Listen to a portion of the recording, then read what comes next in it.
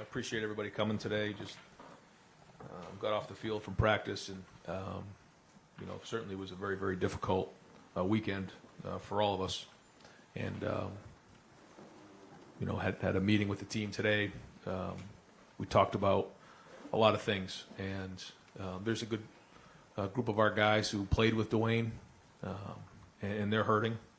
It was a tough weekend for all of us, and certainly our prayers are going out with the family, the entire family, his wife, certainly his parents.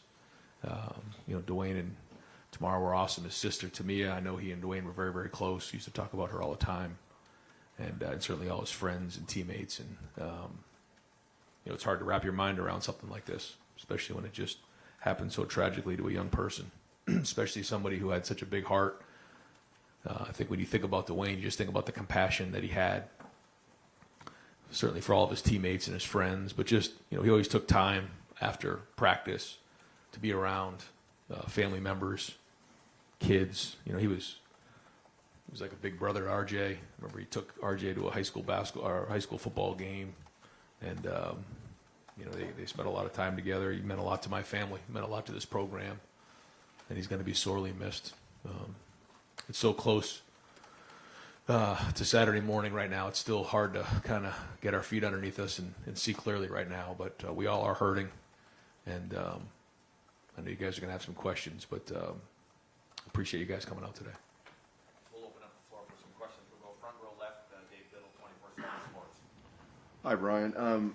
What were some of your first impressions of Dwayne when you met him when you first got here in 2017? And what are just some of your favorite memories of Dwayne overall? Yeah, I think the first thing was you just saw somebody who you just enjoyed to be around.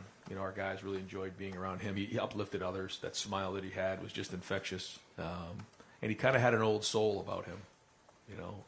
Somebody who was young and very, very talented on the field, just had a gift for throwing the football. But sometimes when you're talking to him, you thought like you were talking to a 45 or 50-year-old man, just the way he approached life in general.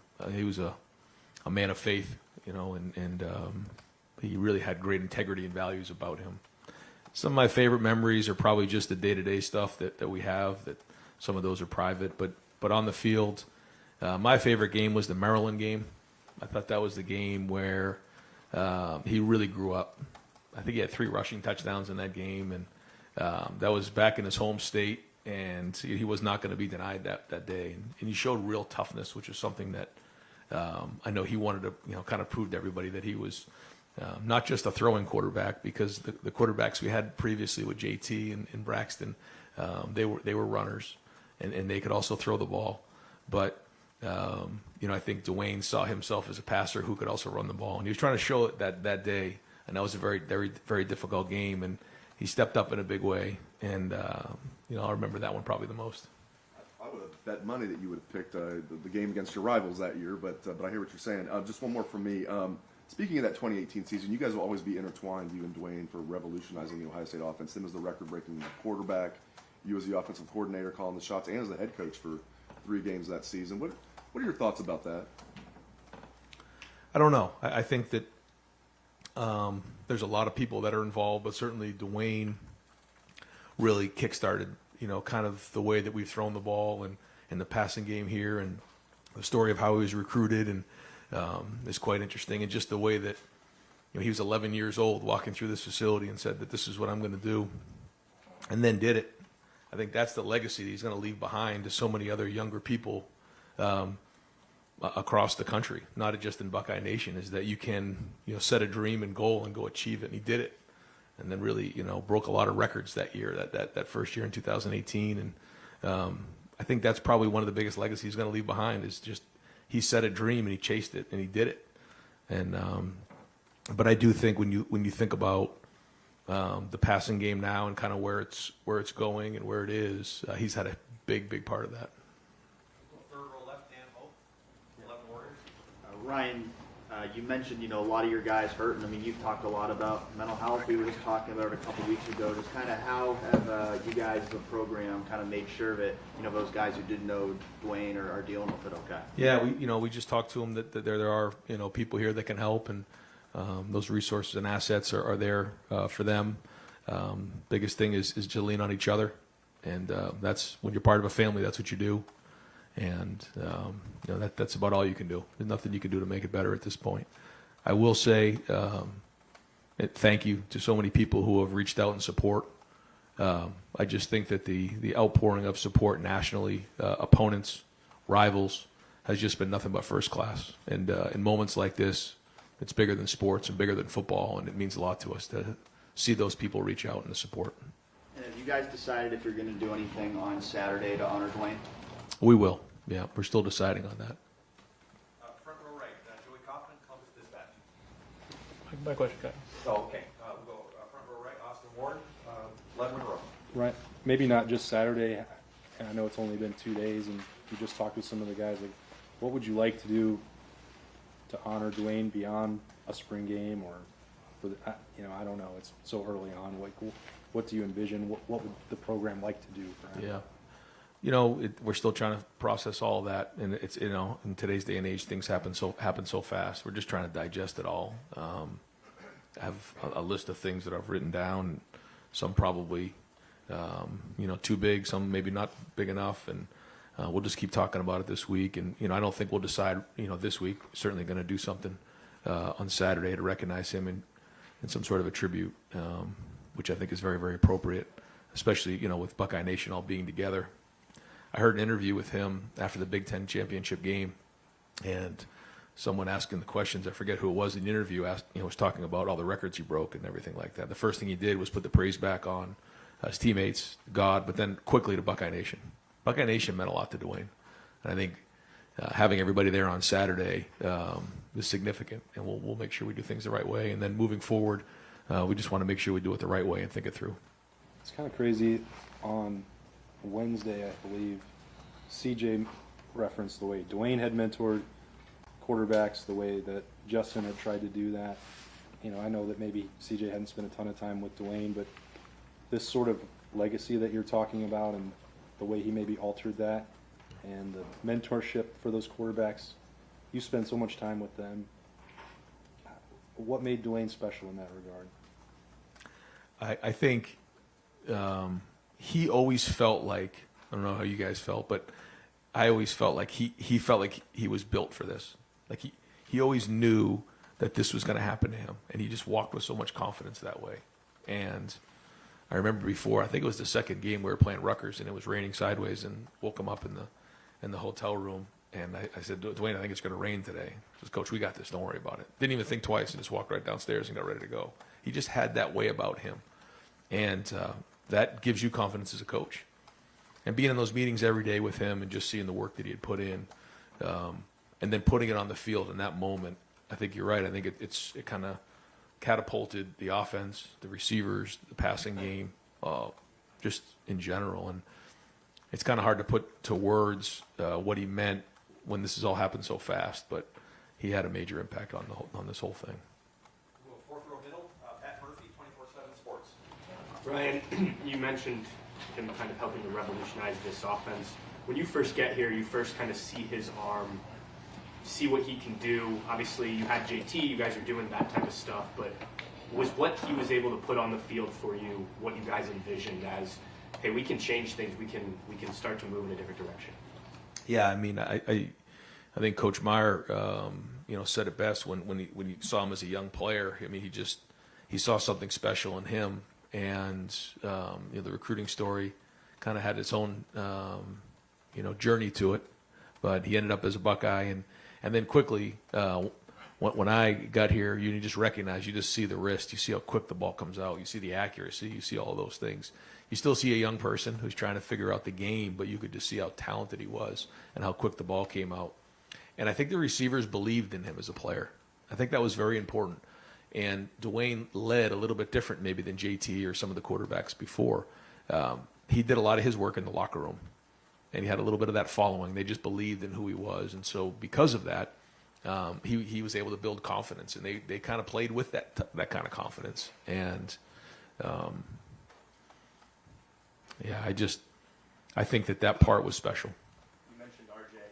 I don't know what you guys have gone through as a family, but how do you talk with all of your family, but specifically you mentioned that story, How do you talk with him about losing someone like that, as you said, was important? We were in the car the other day, and we were up at a little camp that he went to, and we were driving back and trying to put our minds and wrap our minds around it. I didn't really have anything good to tell him, really. I couldn't quite understand what to think of it all.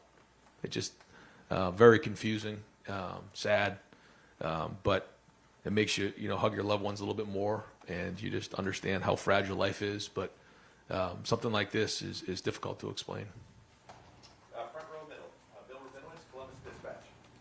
I know you were close with his family. I assume you've been in communication with his family. How are they doing?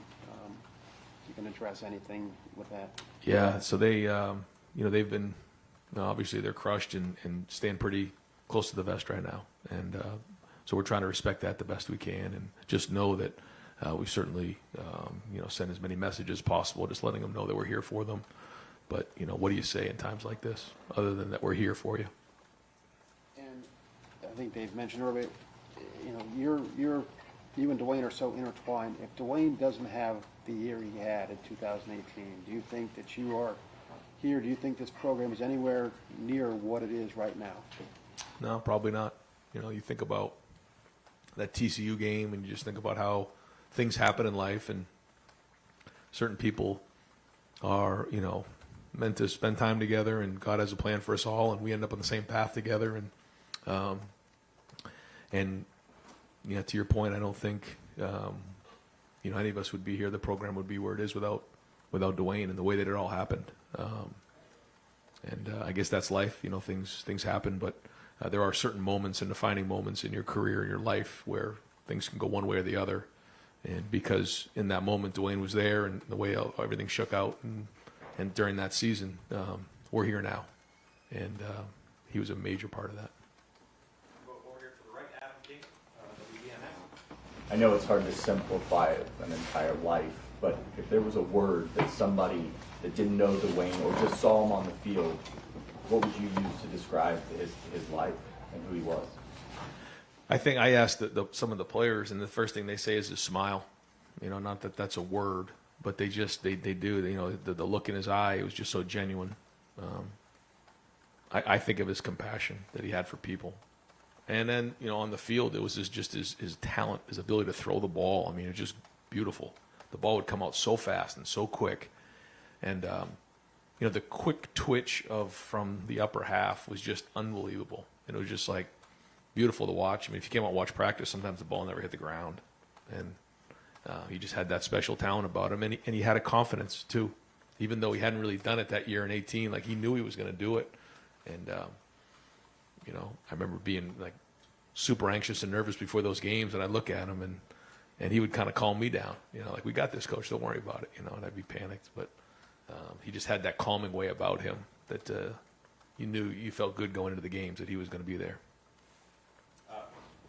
Clay Hall, WSYX. Back to the mental health piece, because it was so sudden and it hit so close to home, how do you think your team is dealing with this? Hard to say. Yeah, there's a good portion of the guys that didn't know him. Most of the staff in the Woody had a very close relationship with him, and there was still a group of seniors who did. They were teammates with him. So, and then other guys who maybe didn't play with him but had some sort of a relationship with him. So, it's kind of a mixed bag of emotions, I think. And so, we prayed on it this morning. Cam Babb, said a prayer, and we're going to lean on each other the best we can. There's no real blueprint for things like this. And you're expected to lead at a time like this. That has to be difficult, Yeah, to say the least. Yeah, I think that's why you put so much work in on a day-to-day basis to build the foundations of your program for when these thunderbolts hit you, that you have something to stand on and you have a foundation to work through and to lean on each other and love within the program so that you can push through it, but it doesn't make it easy. Tom Spirit, WBNS. Coach, you talk about, we all know life's not fair, and you talk about, how bad everyone's hurting. You've talked to the team. Just when you the kids that knew them, how are they acting, and do you see a rallying? I guess. I mean, sometimes. Yeah, I think that they're a little bit lost. I think it's been a couple years since he's been with the program, but they also stayed in close touch with him. I know a lot of guys constantly were texting and communicating with him, and so they're hurting right now, and just like any of us. I mean, I'm I guess 44 years old now, and I don't know how to feel. I'm certainly, if you're 18, 19, 20 years old, you're just having a hard time with it all, and confusing. So again, what do you do in times like this? You just try to lean on each other the best you can. What you can't do is just try to do something or say something you think is going to make it all better. It's not going to happen. You have to go through the process. Does it surprise you at all, though, you look at social media, how many people's lives this kid touched? It's been unbelievable, I think, and that says so much about who he is. I mean, he left a legacy even at 24 years old, and I think that it says so much about who he was as a person because of that. I just think the outpouring of support shows what type of special person he was. We'll go third row right, Nathan Barrett, Cleveland.com. I know that when Justin was making his decision to come here, he reached out to Dwayne to talk. How much of those relationships continued over the years? Did the next couple of years, did he continue that relationship with Justin as far as you know? And what was some of the other quarterbacks who've come through here? Yeah, I know. I think he was kind of a big brother to those guys, to Justin. I think even CJ. So, yeah, I mean, it's when you come through Ohio State and you play the position and you kind of walk in those shoes, only a few people quite understand what that's like. And so he did. He was a great resource for those guys, just like JT and Braxton and those guys and Cardell were big brothers to Dwayne. And I know he and Joe stayed in touch. And those guys were friends, and they competed, but they had so much respect for each other, and so it's a little bit of a tight group there because it's such a unique position. Front row right, Tim May, Letterman Row. Yeah, Ryan, how much had you spoken to Dwayne in the last several months or year or so? Because obviously the NFL can be glory and can be a grind, and he found, I think, the tough side of it and stuff. You were in the NFL for a couple of years as an assistant coach, and just what were y'all talking about? Where was his head in terms of like maybe a restart, so to speak? Yeah, that was the most significant conversation was when he did have that restart with the Steelers, and Coach Tomlin was unbelievable. He and I got together here and just had some conversations, and he really wanted to help Dwayne. He saw those things, those special traits in Dwayne, and really poured into him. And I think it says a lot about that organization and just what they tried to do for him and where they were at. And but I think he felt like this was a great opportunity for him. He made some changes, and he was all in. And so anytime you play 1 year of college football, really, and then go into that league, it's a challenge, and that was going to be a journey, and it takes time, and especially at that position, everyone has a different story, and he was still working through that adversity. And the other thing, do you ever, now may not even be the right time to ask this, but it is in some respect, you ever pinch yourself about spring in 2018, you had Joe Burrow sitting there, and Dwayne, and just what a room that was, and is it, obviously things are fleeting, right? But Yeah. I mean, just what do you recall of that room, I guess? Oh yeah, I mean, very talented group, very competitive every day. It was hard to get everybody reps, but it was fun to be there every day. They were good on the field, but they were great in the meeting room. I mean, you had to bring it every day as a coach, and so my first year, coaching those guys, it was a challenge every day. I mean, there was a fight to see who could get the answer first, and I think really Dwayne grew as time went on in that area because there's so much more to it. And I think some of the big games he had, especially down the stretch in that 18 year, I mean, he did a great job with the protections. He did so many of those things, and I think the other guys in that room got him better by the competition in the meeting room. We got time for just a few more.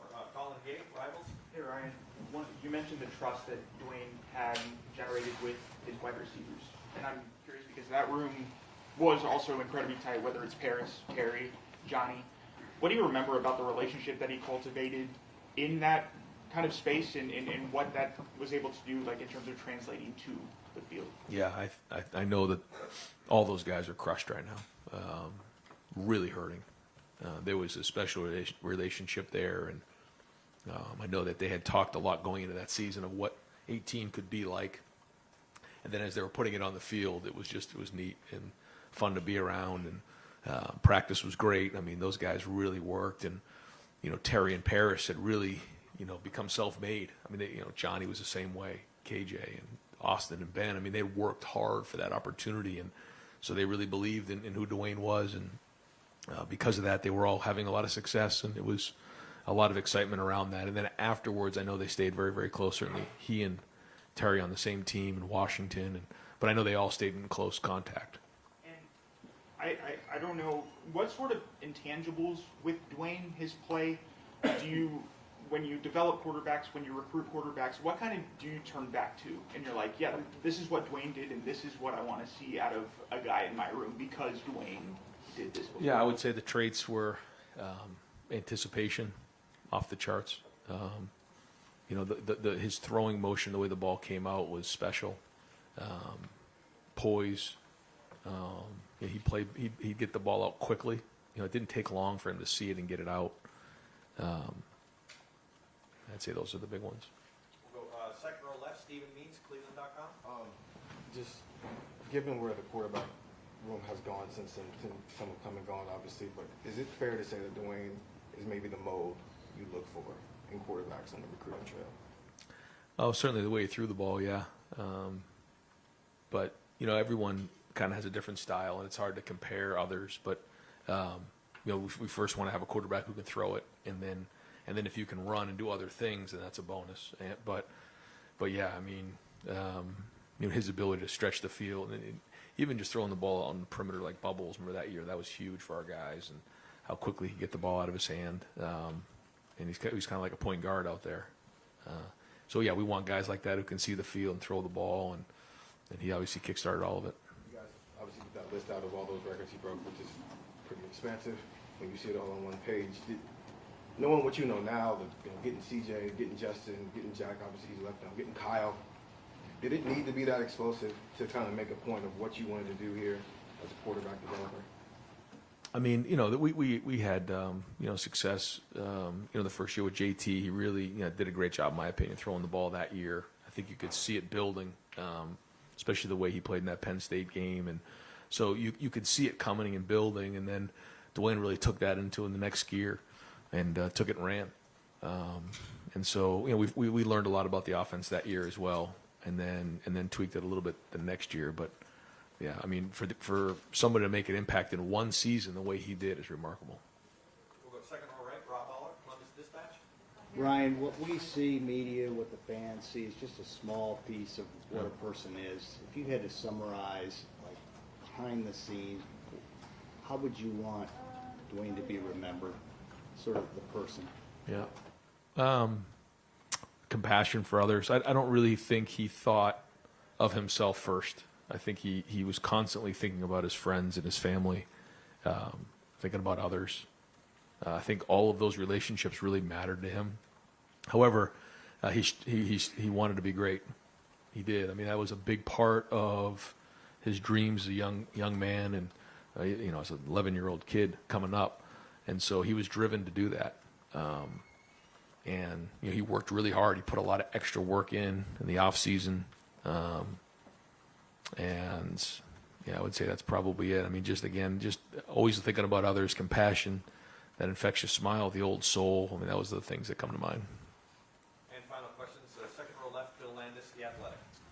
Ryan, I know the quarterback position is sort of just naturally kind of captivating by its nature, but the way Dwayne played the game, the joy that he seemed to play with, the smile you mentioned there, like, how do you think that resonated, particularly with the young players? I know you get campers in here in the summer, and I know I'm sure guys you recruit, mentioned Dwayne as well, but just how do you think he connected with people of that age group with the way that he played? I think he did. Yeah, I think he was able to take an environment where it's very stressful and make it fun.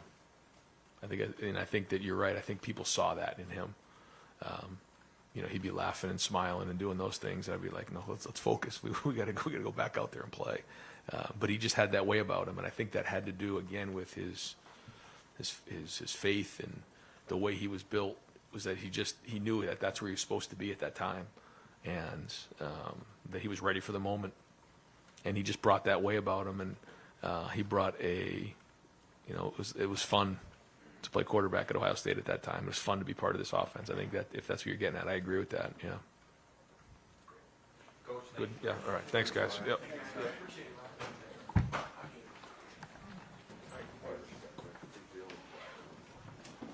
Hey, folks, we're going to have some prospects coming in, so if we can get you all to work out in the lobby area, it'd be much appreciated.